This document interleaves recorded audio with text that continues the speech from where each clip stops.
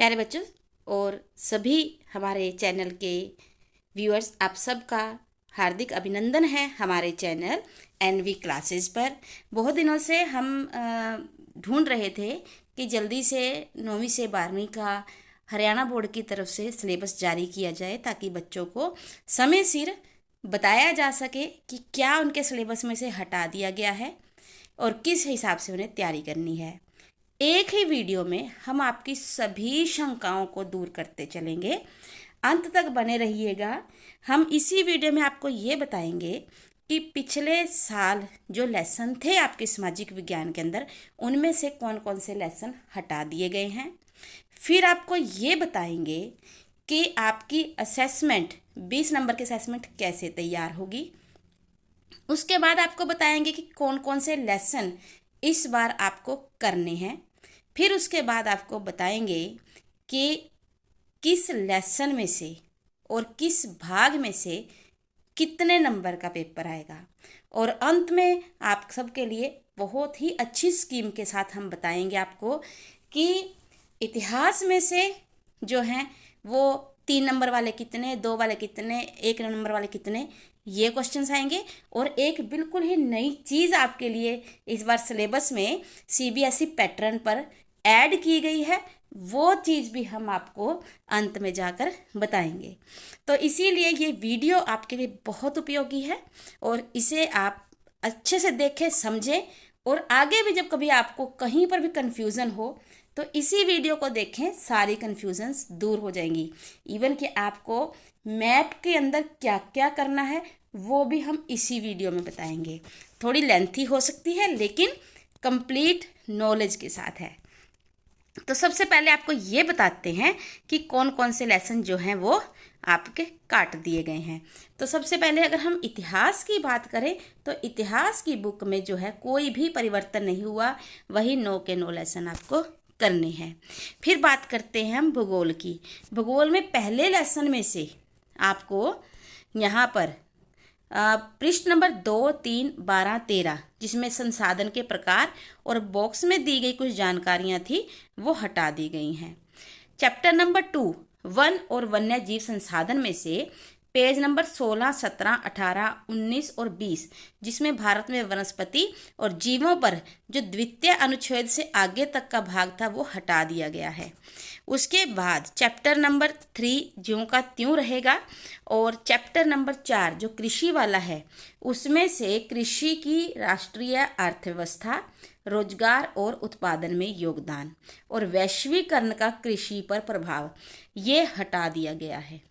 उसके बाद 5वां चैप्टर सारा आपने करना है, उसमें से कुछ नहीं हटाया गया। छठा है विनिर्माण उद्योग।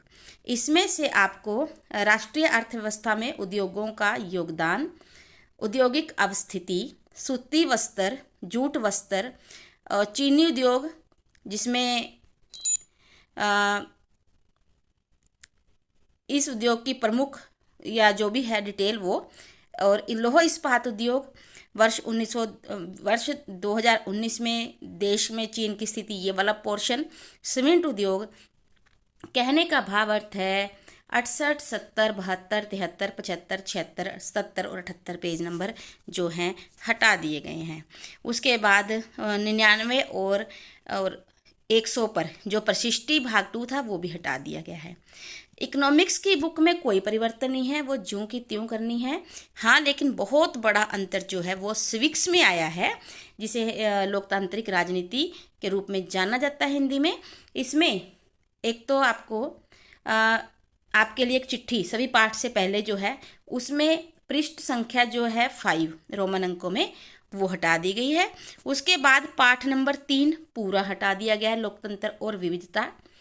अध्याय 4 जाति, धर्म और लैंगिक मसले में से जो 46, 48 और 49 पे चित्र हैं वो हटा दिए गए हैं। उसके बाद पाठ नंबर 5 जन संघर्ष और आंदोलन, ये भी पूरा हटा दिया गया है।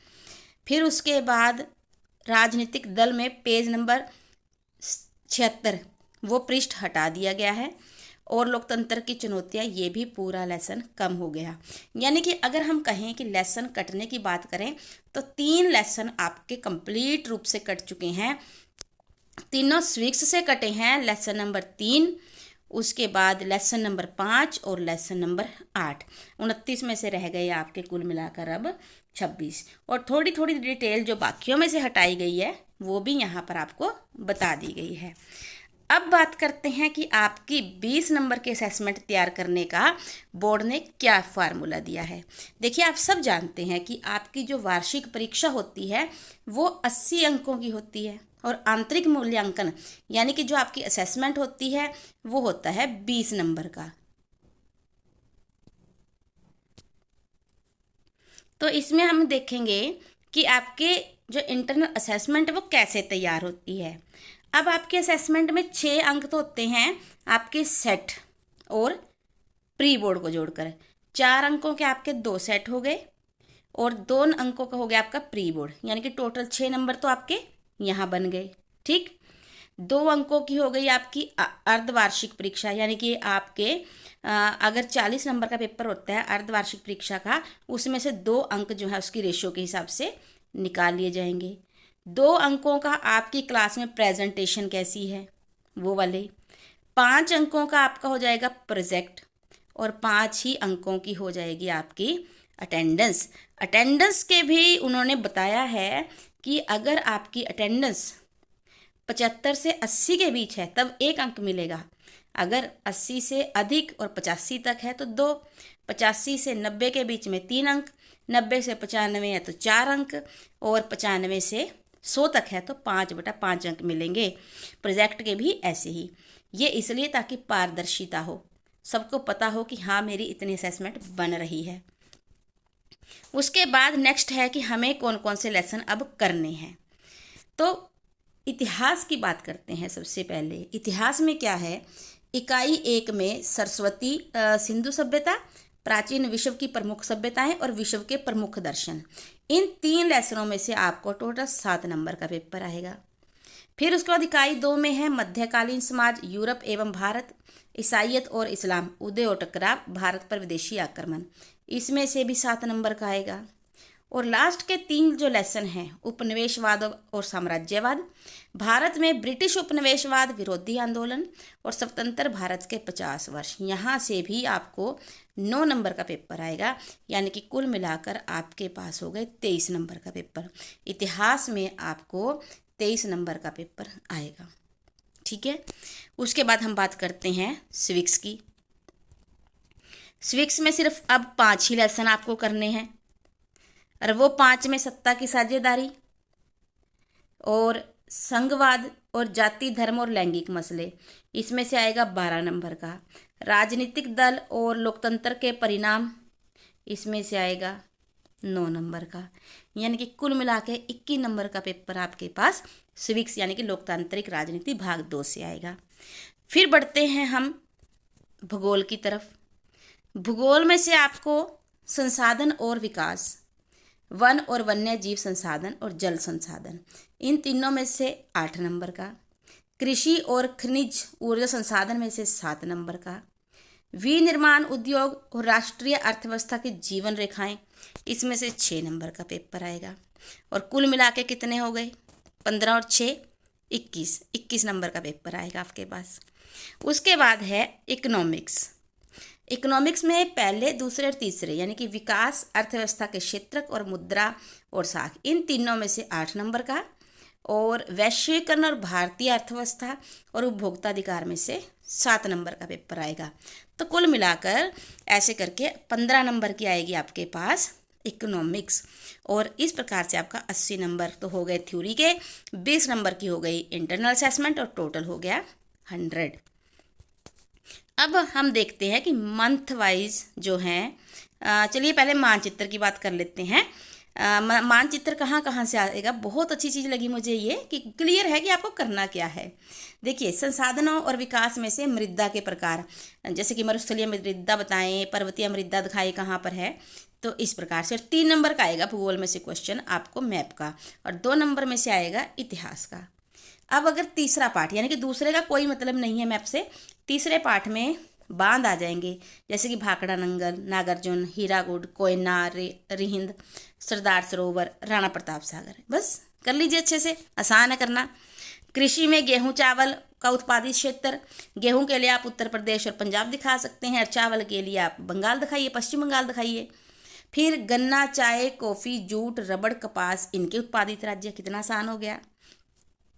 उसके बाद है 5वां चैप्टर खनिज और ऊर्जा संसाधन। इसमें लो अयस्क खाने कुद्रेमुख, बेल्लारी, मयूरभंज और केंदुजार, दुर्गा। उसके बाद कोयला खान में झरिया, रानीगंज, निवेली, कोरबा और बोकारो। और खनिज तेल में डिगबोई, मुंबई हाई और अंकलेश्वर। और परमाणुओं में नरोरा, रावत भाटा, ये राजस्थान में है, तारापुर, काकरपारा, कैगा, कलपक्कम। ये करने आपको। अगर महीने में एक चैप्टर के भी मैप को आप अच्छे से करें तो 6-7 महीने में तो क्या मजा, आप ज़िंदगी में भी कभी भूल जाएं, इतने अच्छे ढंग से आप इनको कर पाएंगे। फिर है विनिर्माण उद्योग। विनिर्माण उद्योग में लौह और इस्पात संयंत्र जमशेदपुर, भिलाई, भद्रावती, सेलम, रुड़कीला। और सॉफ्टवेयर में श्रीनगर, नोएडा, गांधी पार्क, बेंगलुरु, गुवाहाटी और तिरुवनंतपुरम। 7वें चैप्टर की बात करें तो यहाँ पर आपको बंदरगाहें करनी है, पत्तन करने हैं, कांडला, मुंबई, मारमागाओ, न्यू मंगलोर, कोच्चि, तूतीकोरन, चेन्नई, विशाखापट्टनम, पारादीप, हल्दिया, कोलकाता। इसके अलावा कुछ हवाई पत्तन हैं, वो भी आपको सारे करने हैं, जैसे कि अमृतसर का है राजा सांसी और श्री गुरु रामदास जी, नाम है उसका, राजा सांसी श्री गुरु रामदास जी। दिल्ली में इंदिरा गांधी है, मुंबई में छत्रपति शिवाजी, चेन्नई में मीनबक्कम, कोलकाता में नेताजी सुभाष चंद्र बोस और हैदराबाद में राजीव गांधी। तो हो गया ना आसान कि हमें कौन कौन से करने हैं। अब मंथ वाइज देखते हैं। देखिए अप्रैल का महीना चल रहा है, लगभग ख़त्म होने को है। अब हम देखते हैं कि हमें 3 चैप्टर कौन से अच्छे से करने थे। ये तो बड़ी अच्छी बात है कि सिलेबस ही बहुत कम होता है अप्रैल में। जिस हिसाब से चैप्टर है, 25 चैप्टर है हमारे पास। अप्रैल में हमारे पास 3 ही चैप्टर हैं। इतिहास का, भूगोल का है संसाधन एवं विकास, इतिहास का है सरस्वती सिंधु सभ्यता, और इकोनॉमिक्स का है विकास। 3 चैप्टर करने हैं आपको। मई में आपको करने हैं वन एवं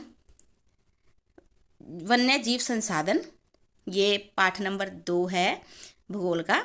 विश्व की प्राचीन, विश्व की प्रमुख सभ्यताएं, ये इतिहास का पाठ नंबर 2 है।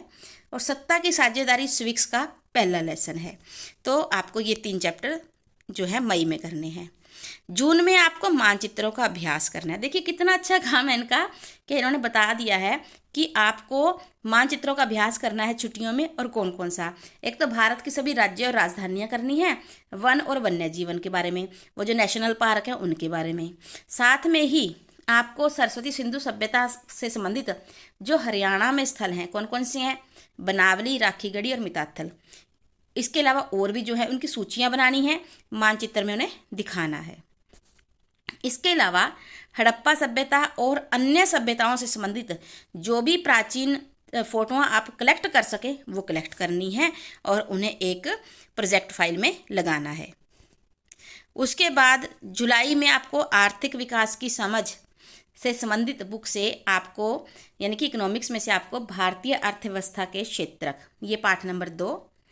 इतिहास इतिहास का पाठ नंबर 3, विश्व के प्रमुख दर्शन। दर्शन का मतलब होता है प्रमुख धर्म, यहाँ पर धर्मों की बात होगी। और भूगोल से जल संसाधन, 3 पाठ करने हैं। अगस्त में मध्यकालीन समाज, यूरोप एवं भारत, ये किसका है, इतिहास का। उसके बाद स्विक्स का पाठ नंबर 2, संघवाद। और भूगोल का पाठ नंबर 4, कृषि, ये आपको करने हैं। फिर सितंबर की बात करते हैं। सितंबर में जहां आपकी अर्धवार्षिक जो है परीक्षाएं होंगी, साथ में ही आपको करना है भूगोल, उसका इतिहास का ईसाईयत एवं इस्लाम पाठ नंबर 5, जाति धर्म और लैंगिक मसले पाठ नंबर 3, मुद्रा और साख पाठ नंबर 3। फिर अक्टूबर में हम करेंगे भारत पर विदेशी आक्रमण इतिहास से। उसके बाद इकोनॉमिक्स का वैश्वीकरण और भारतीय अर्थव्यवस्था, और खनिज और ऊर्जा संसाधन। खनिज और ऊर्जा संसाधन ये भूगोल में से है। नवंबर में आपको करना है उपनिवेशवाद और साम्राज्यवाद। स्विक्स से करना है राजनीतिक दल, भूगोल से करना है विनिर्माण। इस बार कोशिश की गई है कि 3-3 चैप्टर ही रखे जाए हर महीने में, क्योंकि ये सभी को बहुत समस्या आ रही थी कि एसएसटी का सिलेबस बहुत ज़्यादा और बेतरतीब है। तो इसी वजह से कोशिश की गई है कि चैप्टरों की जो वो डिस्ट्रीब्यूशन है वो बहुत अच्छे ढंग से की जाए, सिलेबस बहुत अच्छे ढंग से तैयार किया गया है, नो डाउट। फिर दिसंबर में भारत में ब्रिटिश उपनिवेशवाद विरोधी आंदोलन, इतिहास से, लोकतंत्र के परिणाम, ये लास्ट लेसन है 5वां सिविक्स का। और राष्ट्रीय अर्थव्यवस्था की जीवन रेखाएं, ये भूगोल का चैप्टर है लास्ट। उसके बाद जनवरी में आपको करना है स्वतंत्र भारत के 50 वर्ष और उपभोक्ता के अधिकार। और इस प्रकार से जनवरी में आपका सिलेबस पूरा हो जाएगा। फरवरी में आपको जमकर करनी है दोहराई और मार्च में होंगे आपके एग्जाम। अब इसके बाद आपको हम बता दें कि आपके पास जो हम कह रहे थे ना कि एक एक्स्ट्रा चीज़ है वो है केस स्टडी।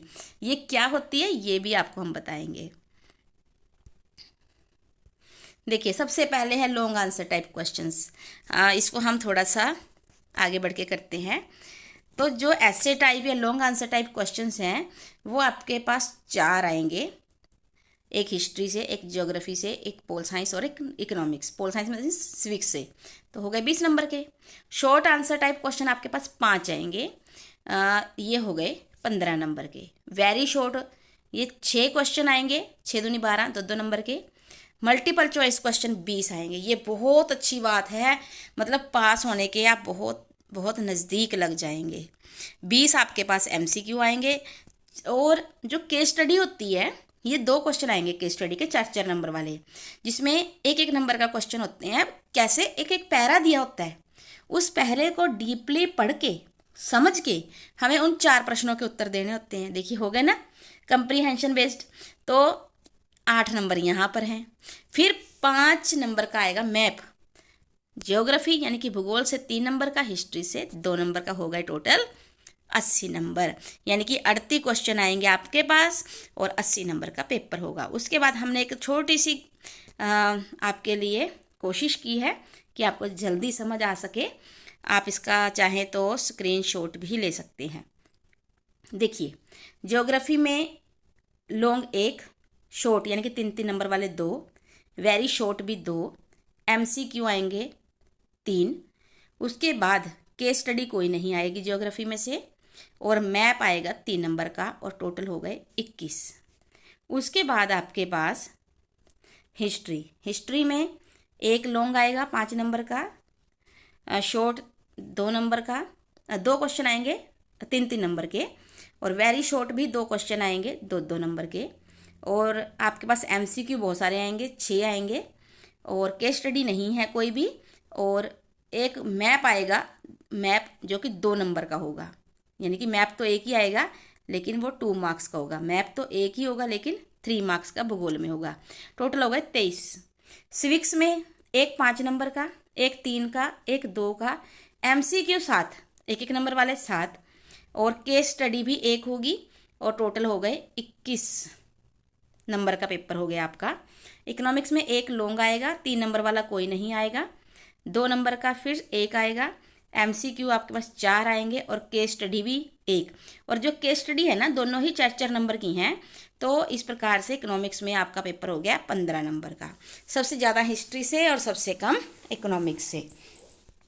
अब देखिए 21, 23, 21 और 15, तो 4, 5, 5, 10 और 1 गया, 2, 4, 6, 7, 8, 80 नंबर। टोटल 80 नंबर का आपका पेपर की जो है वो डिस्ट्रीब्यूशन हो गई है। और इस हिसाब से अगर आप तैयारी करते हैं तो इस बार ये पेपर स्कोरिंग है, पास होना आसान रहेगा, बस आपको प्रयास करना है। और अगर आपको 80/80 नंबर भी लेने हैं तो वो भी इस बार पॉसिबल होगा। तो हमने बहुत सारी ऐसी वीडियोस बनाई हुई हैं जो हम यहाँ पर डिस्क्रिप्शन बॉक्स में लिंक दे देंगे, जहाँ हमने 1-1 मार्क्स के हर लेसन से 100 से अधिक प्रश्न बना रखे हैं, 1-1 लाइन NCERT की बुक को पढ़कर, और हमेशा पेपर वहीं से आता है। वो आप उनसे हेल्प ले सकते हैं। बड़े क्वेश्चन यानी कि लॉन्ग आंसर टाइप क्वेश्चंस जो बहुत इंपॉर्टेंट हैं, हर साल पेपरों में आते हैं, आप वो कर सकते हैं। मतलब हम चाहते हैं कि हर बच्चा जो है 10th में SST को पूरी लगन से, पूरी मेहनत से तैयार करे। और क्योंकि ये जीवन का आधार है, सामाजिक विज्ञान हमें सचमुच में एक सामाजिक प्राणी बनाती है, हमारी समझ को, हमारी सोच को विस्तार देती है। तो इसलिए मन लगाकर सामाजिक पढ़िए। इसका एरिया, इसका स्कोप बहुत वाइड है। हमें ऐसे लगता है कि इसका स्कोप कम है, स्कोप कम नहीं है, इसका एरिया बहुत वाइड है। पढ़ना भी बहुत पड़ता है, मेहनत भी बहुत करनी पड़ती है। और देखिए, जिस चीज़ पे बहुत ज़्यादा मेहनत लगती है और टाइम भी बहुत ज़्यादा लगता है, लेकिन जब सफलता मिलती है वो बहुत बहुत सुंदर, बहुत ही अच्छी होती है। तो क्योंकि आगे जो कंपटीशन होंगे उसमें 9th 10th +1 +2 इसकी SST बहुत ज़्यादा आती है। तो बहुत गूढ़े ढंग से तैयार कीजिए। यही कामना करते हुए कि आपके थ्योरी में 80/80, असेसमेंट में 20/20 अंक लेकर आप 100 अंक लेकर जो है अपनी 10वीं में उत्तीर्ण होंगे। Thank you so much. Have a nice day. God bless you बेटा।